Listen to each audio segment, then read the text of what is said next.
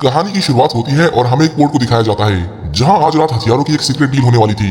Auto Craig नाम के arms dealer ने जब देखा कि उसका क्लाइंट अपने साथ एक और आदमी को लेकर आया है तो वो थोड़ा सतर्क हो जाता है। पर माइक ने उसे बताया कि डरने की कोई जरूरत नहीं है, ये मेरा दोस्त है, इससे हमें कोई खतरा नहीं। क्रेग ने पैसों की जांच की और सब पक्का करने के बाद उन्हें हथियार दे दिए। पर जैसे ही उनकी डील पूरी हुई, एफबीआई ने उन्हें चारों ओर से घेर लिया। ऑटो क्रेग को तो मौके पर ही गोली मार दी जाती है और बाकियों को सरेंडर करने को कहा गया। पर जब माइक के दोस्त ने घबराकर भागने की कोशिश की तो एफबीआई को मजबूरन उसे मारना पड़ा। मिशन पूरा होने के बाद उनकी लाशों को फोरेंसिक के लिए भेजा जाता है, पर पता चलता है कि ऑटो क्रेग असल में मरा नहीं था। उसने आर्म्स डीलर होने का ढोंग किया ताकि असली डीलर को पकड़ा जा सके। ये फ्रैंक कैसल का आखिरी मिशन था, जिसके बाद उसे रिटायर किया जाना था। सब मिलकर फ्रैंक की रिटायरमेंट पार्टी को एंजॉय करते हैं और यहाँ फ्रैंक को पता चलता है कि मिशन के दौरान जिस आदमी को उन्होंने मारा वो कोई मामूली आदमी नहीं था। वो एक बहुत बड़े ड्रग माफिया हार्वर्ड सैन का बेटा है जो अपने बेटे की मौत का बदला जरूर लेगा। फ्रैंक को लगा कि उसे इससे क्या लेना देना, अब सब एफबीआई को संभालना है। पर उसे अंदाजा भी नहीं था कि उसने किस आदमी से पंगा ले लिया था। हार्वर्ड सैन कोई छोटा मोटा क्रिमिनल नहीं था। अपने बेटे की मौत की खबर मिलते ही उसने तुरंत माइक की बेल करवाई, जिसके बाद उसके आदमी माइक को पकड़कर उसके सामने लाते हैं। इससे पहले वो उसे मार डालते, माइक उन्हें बताता है कि बॉबी ने खुद उसके साथ चलने की जिद की थी। वो देखना चाहता था कि हथियारों की डील कैसे होती है और माफिया कैसे काम करता है। पर एफबीआई को देखकर वो घबरा गया और उसने तुरंत बंदूक निकाल दी, जिस वजह से वो मारा गया। ये सब सुनते ही हार्वर्ड सबसे पहले उस आदमी को मारता है जिसे उसने बॉबी का ध्यान रखने की जिम्मेदारी सौंपी थी। इसके बाद उसने ऊपर से लेकर नीचे तक सबको पैसे खिलाए और उस आदमी की डिटेल्स निकालने को कहा जिससे उस रात वो सौदा करने गए थे। अगले 24 घंटों में उसे सब पता लगने वाला था। इसी बीच हम फ्रैंक को देखते हैं जो इन सबसे बेखबर अपने परिवार से मिलने जाता है। वो खुश था कि अब वो अपने परिवार के साथ समय बिता पाएगा, पर उसे अंदाजा भी नहीं था कि उसके सर पर कितना बड़ा खतरा मंडरा रहा है। उधर हार्वर्ड जब अपने बेटे को दफनाने के बाद जा रहा था तभी उसके आदमी ने उसे एक एनवलप थमाया जिसमें ऑटो क्रेग के बारे में सारी जानकारी थी। हार्वर्ड को पता चला कि वो असल में एक सीक्रेट एफबीआई एजेंट था। उसी ने ये सब साजिश रची और अपना फेक इनकाउंटर प्लान किया ताकि दुनिया को लगे कि वो मर चुका है। हार्वर्ड अपने लोगों को उसे खत्म करने के ऑर्डर्स देता है, पर उसकी वाइफ लिविया के लिए सिर्फ इतना काफी नहीं था, वो उसके पूरे परिवार को मारना चाहती थी। हार्वर्ड के लोग हाथ में हथियार लिए उस बीच पर आते हैं जहां फ्रैंक अपने परिवार के साथ छुट्टियां मना रहा था। जल्द ही वो उनके बहुत पास पहुंच गए और वहां मौजूद लोगों पर अंधाधुंध फायरिंग शुरू कर दी। फ्रैंक जो अपने डैड के साथ पुरानी गन्स की जांच कर रहा था, गोलियों की आवाज से तुरंत चौकन्ना हो जाता है और देखता है कि बाहर सब खून में लथपथ पड़े थे। उन लोगों ने सबको ढूंढ ढूंढ कर गोली मारी और जिस किसी ने भागने की कोशिश की वो भी बच नहीं पाए। फ्रैंक ने उन्हें बचाने की अपनी पूरी कोशिश की, पर इस दौरान उसके डैड को भी गोली लग जाती है। उसकी वाइफ मारी अपने बच्चों के साथ वहां से भागने की कोशिश करती है, पर हार्वर्ड के गुंडों ने उसका भी पीछा किया। फ्रैंक उनके पीछे जाने की कोशिश करता है, पर तभी एक मर्सिनरी ने उसे रोक लिया। उन दोनों के बीच जबरदस्त फाइट होती है, पर आखिर में फ्रैंक ने उसे मारकर उन गुंडों का पीछा किया। उधर वो लोग मारिया की कार पर हमला कर उसे पंचर कर देते हैं, जिससे उनकी कार का बहुत बुरा एक्सीडेंट हो जाता है।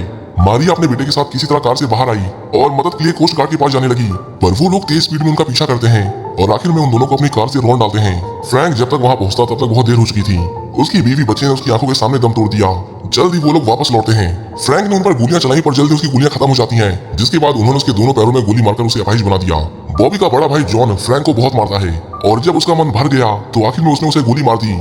इसके बाद उन्होंने पेट्रोल छिड़ककर उस पूरी जगह को आग के हवाले कर दिया और जैसे ही आग फ्यूल टैंक तक पहुंची वहां एक बड़ा धमाका हुआ जिससे फ्रैंक पानी में जा गिरा। उसे मरा हुआ समझकर हार्वर्ड के लोग वहां से चले जाते हैं, पर फ्रैंक की बॉडी पानी में तैरती हुई दूसरी ओर आ जाती है जहां एक मछुआरे ने उसे देख लिया। उसका बहुत खून बह चुका था पर उसकी सांसें अभी भी चल रही थी। वहीं दूसरी ओर हम हार्वर्ड को देखते हैं जो अपनी जीत का जश्न मना रहा था। उन्होंने फ्रैंक के 30 से भी ज्यादा लोगों को मार दिया, पर उनका खौफ इतना था कि हार्वर्ड या उसके किसी आदमी के खिलाफ कोई कार्रवाई नहीं होती। कुछ हफ्तों बाद हम फ्रैंक को देखते हैं जो अब ठीक हो चुका था। फ्रैंक उस जगह वापस लौटता है जिस जगह हार्वर्ड के लोगों ने उसके पूरे परिवार को मारा था। उन लोगों की चीखें अब तक उसके कानों में गूंज रही थी। ये जगह जिसे खुशियों का आंगन होना चाहिए था अब मातम का केंद्र बन गई थी। अब फ्रैंक का इस जगह से कोई नाता नहीं था। उसने वहां से एक तस्वीर उठाई और वहां से चला गया। वो मछुआरा उसे अपने साथ चलने को कहता है, पर फ्रैंक के दिमाग में कुछ और ही चल रहा था। उसे उस आदमी से बदला लेना था जो उसके परिवार की मौत का जिम्मेदार है। इसके बाद वो शहर से दूर ऐसी जगह जाता है जहां उसे कोई नहीं पहचानता था। उसने अपने सारे हथियार निकाले और बस सही मौके का इंतजार करने लगा। उसके पड़ोसियों को वो हमेशा कुछ न कुछ रिपेयर करते हुए दिखाई देता था। उनमें से एक जिसका नाम जॉन था कहती है कि ये सारे हफ्ते नहीं सोया और ना किसी से बात करता है। पता नहीं इसके दिमाग में क्या चल रहा है। वो सोच में पड़ जाते हैं कि उनके इस नए पड़ोसी का पेशा क्या है, पर बहुत कोशिश करने पर भी उन्हें उसके बारे में कुछ पता नहीं चलता। फ्रैंक सीधा हार्वर्ड पर अटैक नहीं कर सकता था, इसलिए उसने सबसे पहले माइक को किडनैप किया जो हार्वर्ड के लिए काम करता था। उसने उसे टॉर्चर करने का पूरा बंदोबस्त कर रखा था। माइक कहता है कि अगर मैंने अपना मुंह खोला तो हार्वर्ड मुझे छोड़ेगा नहीं, पर फ्रैंक बोला अगर तूने अपना मुंह नहीं खोला तो मैं तुझे अभी मार दूंगा। उसने एक मेल्टिंग टॉर्च जलाई और उसे बताने लगा कि अगर उसने इसे उसकी चमड़ी से छुआया तो उसके साथ क्या होगा। डर के मारे माइक उसे सब कुछ बताने को तैयार हो जाता है। माइक बताता है कि हार्वर्ड का मेन बिजनेस ब्लैक मनी को वाइट करना है। उसका धंधा 2 क्यूबन भाइयों से शुरू होता है जो अपनी सारी हराम की कमाई हार्वर्ड को देते हैं, जिसके बाद हार्वर्ड अपनी इलीगल नेटवर्क्स के जरिए उन सारे पैसों को व्हाइट मनी में कन्वर्ट कर देता है। इतना जानने के बाद फ्रैंक उसे छोड़ देता है और कहता है कि उसे बर्बाद करने में तुम मेरी मदद करोगे या जिंदगी भर हार्वर्ड सन के नौकर बने रहोगे। माइक समझ गया कि फ्रैंक उसे कोई चोट नहीं पहुंचाएगा अगर उसने उसकी मदद की तो। जिसके बाद वो उसे सब कुछ बताने को तैयार हो जाता है। वो बोला हावर्ड को पैसा और पावर बहुत पसंद है, लेकिन उससे भी ज्यादा वो अपनी बीवी लिविया को पसंद करता है। हावर्ड तो बस तुम्हें मारना चाहता था, पर तुम्हारे परिवार के साथ जो हुआ उसके जिम्मेदार लिविया है। फ्रैंक उसका पीछा करता है और उसकी हर मूवमेंट को ट्रैक करता है। पता चला कि वो हर थर्सडे फिल्म देखने जाती थी। इसके बाद उसने हावर्ड के राइट हैंड क्विंटिन का पीछा किया, जो पिछले 20 सालों से हावर्ड का वफादार था। फ्रैंक को पता चला कि क्विंटिन गे है और उसने इस बात को हमेशा राज रखा था, यहाँ तक कि उसने इसके बारे में हावर्ड को भी नहीं बताया। अब समय आ गया था कि फ्रैंक सबको बताए कि वो अभी तक जिंदा है, और इसकी शुरुआत वो सबसे पहले हावर्ड से करता है। उसने अपनी कब्र उखाड़ी और उसे हावर्ड के गार्डन में लाकर गाड़ दिया, जो देख हावर्ड की आंखें फटी की फटी रह जाती हैं। उसे जिंदा देखकर उसके सीनियर्स भी हैरान रह जाते हैं, पर फ्रैंक यहाँ उनसे सवाल पूछने आया था। उसके परिवार का खून हुए 5 महीने से भी ज्यादा हो चुके थे, पर अभी तक इस मामले में कोई गिरफ्तारी नहीं हुई थी। वो समझ जाता है कि डिपार्टमेंट उसकी कोई मदद नहीं करने वाला, उसे खुद ही कुछ करना होगा। उधर हावर्ड अब तक इस बात को लेकर परेशान था कि फ्रैंक अभी तक जिंदा कैसे है। इसके बाद फ्रैंक हावर्ड की उस बिल्डिंग में जाता है जहाँ पैसों को ब्लैक से व्हाइट किया जाता था। उसने 2 लोगों को बंदूक की नोक पर सारे पैसे ट्रॉली में भरने को कहा। उन्होंने फ्रैंक को धमकाते हुए कहा कि जानते भी हो कि पैसे किसके हैं, पर फ्रैंक अच्छे से जानता था कि वो क्या कर रहा है। उसने खिड़की तोड़ी और फिर उन्हें सारे पैसे खिड़की से बाहर फेंकने को कहा। देखते ही देखते आसमान से पैसों की बारिश होने लगती है। बिल्डिंग के सारे लोग बाहर निकलकर पैसे लूटने लगते हैं, जिससे पूरी बिल्डिंग खाली हो गई। फ्रैंक के बाहर निकलने का रास्ता एकदम साफ था, पर वो जैसे ही बाहर आया 2 गार्ड्स उसके सामने आकर खड़े हो जाते हैं। फ्रैंक ने उन्हें वार्निंग दी कि वो उसके रास्ते से हट जाएं, पर जब वो फिर भी नहीं माने तो वो उन्हें मारकर वहां से फरार हो गया। उधर फ्रैंक के पड़ोसी इस न्यूज को टीवी पर देखते हैं और उन्हें पता चलता है कि फ्रैंक एक FBI ऑफिसर हुआ करता था, जिसके परिवार को माफिया ने मार दिया। इसके बाद वो छुपकर उस पर नजर रखने लगे, पर वो उसके सामने आने से डरते थे। फ्रैंक ने जो किया उससे हावर्ड का बहुत ज्यादा नुकसान हुआ था। वो हर हाल में फ्रैंक को मरा हुआ देखना चाहता था। अगले दिन वो दोनों क्यूबन भाई हावर्ड से मिलने आते हैं, जिनके पैसों को फ्रैंक ने हवा में उड़ा दिया था। वो कहते हैं कि तुम्हारी आपसी दुश्मनी की वजह से हमें $50 मिलियन का घाटा हुआ है, जिसकी भरपाई तुम्हें करनी होगी। हमें हमारा पैसा चाहिए और अगली बार हमारे माल की हिफाजत होनी चाहिए, वरना हम इस काम के लिए किसी और को ढूंढ लेंगे। हावर्ड बहुत गुस्से में था, पर क्विंटन उसे भरोसा दिलाता है कि वो एक स्पेशलिस्ट को जानता है। अगले 48 घंटों में फ्रैंक की लाश उसके सामने होगी। उधर फ्रैंक के घर पर हम एक आदमी को देखते हैं जो शराब पीकर जॉन को परेशान कर रहा था। उसके पड़ोसियों ने उसे वहां से जाने को कहा, और जब वो नहीं माना तो उन्होंने उसे पुलिस को भी बुलाने की धमकी दी, पर तभी वहां फ्रैंक आ जाता है। उसने बड़े आराम से उसे चाकू छीन लिया और उसे मारकर वहां से भगा दिया। जॉन उसकी मदद करने के लिए फ्रैंक को थैंक यू कहती है, पर फ्रैंक ने ये अपने लिए किया था, क्योंकि अगर वो लोग पुलिस को बुला देते तो वो पकड़ा जाता। अगले दिन फ्रैंक लिविया की कार का पीछा करता है, और वो जैसे ही फिल्म देखने के लिए सिनेमा हॉल में गई, फ्रैंक उसकी कार का लॉक तोड़कर अंदर घुस गया। इसके बाद उसने उसके फोन से क्विंटन का नंबर निकाला और उसे फोन करके ब्लैकमेल किया कि अगर वो अगले 1 घंटे में विंडम होटल में नहीं मिला तो वो हावर्ड को बता देगा कि वो गे है। क्विंटन जल्दी से उस होटल में आता है, और इसी बीच फ्रैंक ने लिविया की कार को उसी होटल के बाहर लाकर पार कर दिया, जहाँ उसकी कार का चालान कट जाता है। क्विंटन काफी देर तक वहाँ इंतजार करता है, पर वहाँ कोई नहीं आता। इसी दौरान फ्रैंक चालान कटने के बाद लिविया की कार को वापस सिनेमा हॉल में लाकर खड़ा कर देता है। उधर हावर्ड जो काफी देर से क्विंटन के वापस लौटने का इंतजार कर रहा था, उसे माइक से पता चलता है कि उसने क्विंटन की कार को होटल विंडम के बाहर देखा था। तभी उसने क्विंटन और लिविया को किसी बात पर जोर जोर से हंसते हुए सुना, और उसे शक हो गया कि कहीं उन दोनों के बीच कोई चक्कर तो नहीं चल रहा। उसने क्विंटन से पूछा कि वो कहाँ था, पर क्विंटन झूठ बोलता है कि वो किसी काम से बाहर गया था।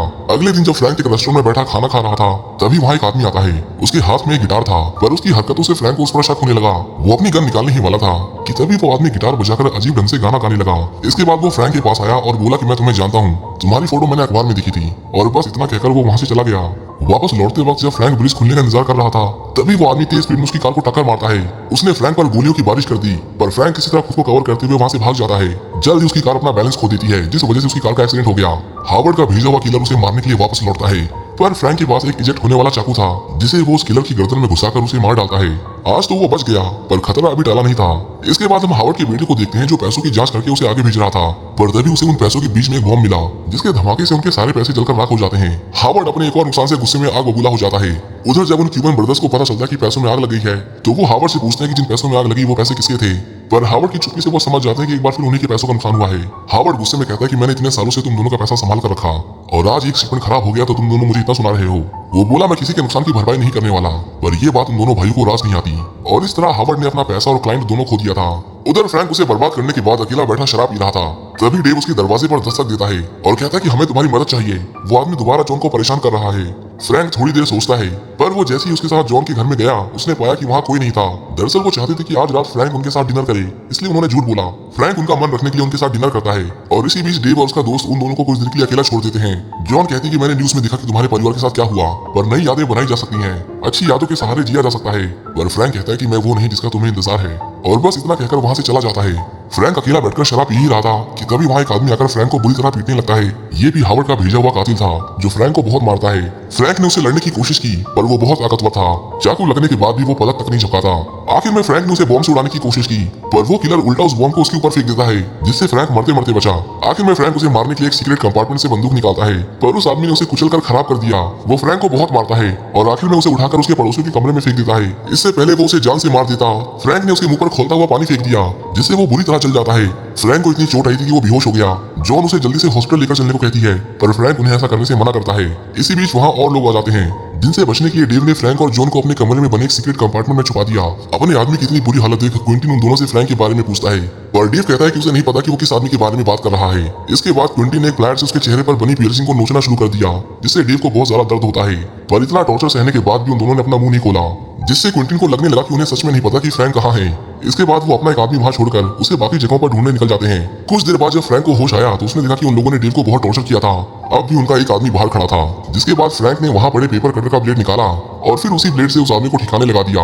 उन्हें अब उसके ठिकाने का पता चल चुका था। यहाँ ज्यादा देर रुकना उनके लिए खतरे से खाली नहीं था, इसलिए फ्रैंक जल्दी से अपने सारे हथियार एक बैग में भरता है और वहाँ से जाने लगता है। जॉन कहते हैं कि अगर तुम उन लोगों को मार दोगे तो तुम्हें और उनमें फर्क क्या रह जाएगा, पर फ्रैंक का मानना था कि उनका मरना जरूरी है, वरना वो ऐसे ही बेकसूर लोगों की जिंदगी के साथ खेलता रहेगा। उधर खतरे से अनजान लिविया हर रोज की तरह आज भी फिल्म देखने आई थी।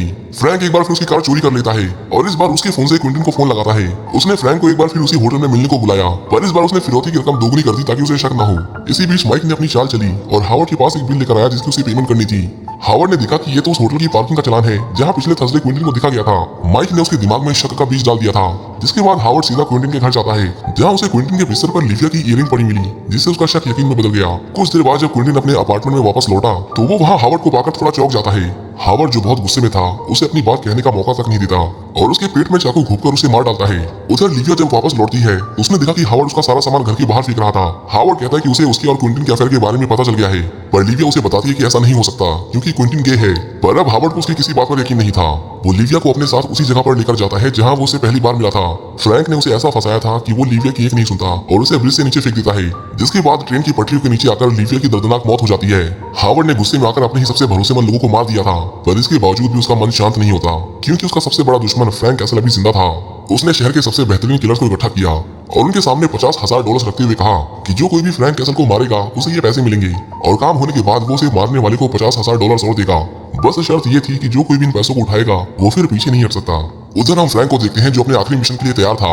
उसने ढेर सारे हथियार निकाले और उन्हें लेकर हावर्ड के मेंशन में घुस गया। हावर्ड भाग न सके इसलिए फ्रैंक वहां पार्क सारी कारों के नीचे बॉम्ब लगा देता है और अगर इतना काफी नहीं था तो उसने गेट पर भी सेंसर बॉम्ब लगा दिया ताकि बाहर का दरवाजा खोलते ही उसके टुकड़े हो जाएं। बाहर तैनात सभी गार्ड को मारते हुए अंदर आता है और उसे पता चला कि ऊपर हावर्ड आलिशान पार्टी कर रहा था। उसने शैंपेन की बोतलों में बम फिट करके उसे ऊपर भेज दिया और उन्होंने जैसे ही शैंपेन की बोतल उठाई वहाँ एक बहुत बड़ा धमाका होता है जिसमें हावर्ड के ज्यादातर गार्ड्स मारे जाते हैं और जो बचे उन्हें फ्रैंक ने ठिकाने लगा दिया। कुछ लोग फ्रैंक को रोकने की कोशिश करते हैं और इसी का फायदा उठाकर फ्रैंक वहां से भाग जाता है। उसे अपनी जान बचाने की इतनी जल्दी थी कि वो अपने बेटे को भी वहीं छोड़कर भाग जाता है, पर उसके आदमी ने जैसे ही बाहर का दरवाजा खोला उस पर लगा बॉम्ब फट जाता है जिसमें हावर्ड मरते मरते बचा। इसी बीच हम उसके बेटे को देखते हैं जो एक भारी भरकम टेबल के नीचे दबा हुआ था। फ्रैंक उसे तुरंत नहीं मारता बल्कि उसके हाथ में एक बॉम्ब थमा देता है जिसका ट्रिगर एक वायर से बंधा हुआ था, जिसका मतलब अगर उसने हाथ नीचे किया तो बॉम्ब फट जाएगा।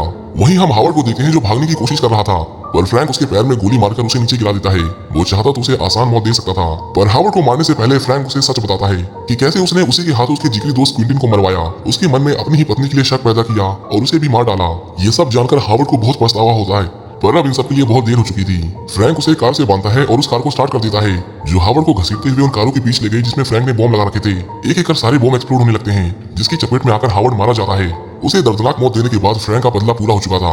अब उसके पास जीने की कोई वजह नहीं बची थी। फ्रैंक वापस आता है और खूब शराब पीता है। इसके बाद उसने गन उठाई और अपने परिवार को एक आखिरी बार याद करने लगा। वो ट्रिगर दबाने ही वाला था कि तभी उसने अपना मन बदल लिया। वो जॉन के पास आता है और उसे बताता है कि उसने अपना मन बदल लिया है, अब उसे जीने की एक वजह मिल चुकी है। जाते वक्त फ्रैंक ने उसे बताया कि जब डेव हॉस्पिटल से डिस्चार्ज हो जाएगा तो तुम मेरे कमरे की अलमारी खोलना, मैंने उसमें तुम तीनों के लिए कुछ रखा है। कुछ दिनों बाद जब डेव हॉस्पिटल से वापस आया तो वो वैसा ही करते हैं और जैसे ही उन्होंने अलमारी का दरवाजा खोला उन्होंने देखा कि फ्रैंक ने उनके लिए वहाँ ढेर सारे पैसे रखे थे। और इसी के साथ ये मूवी यहीं खत्म हो जाती है। उम्मीद करता हूँ कि आपको ये कहानी पसंद आई होगी। Thank you for watching, see you in the next one.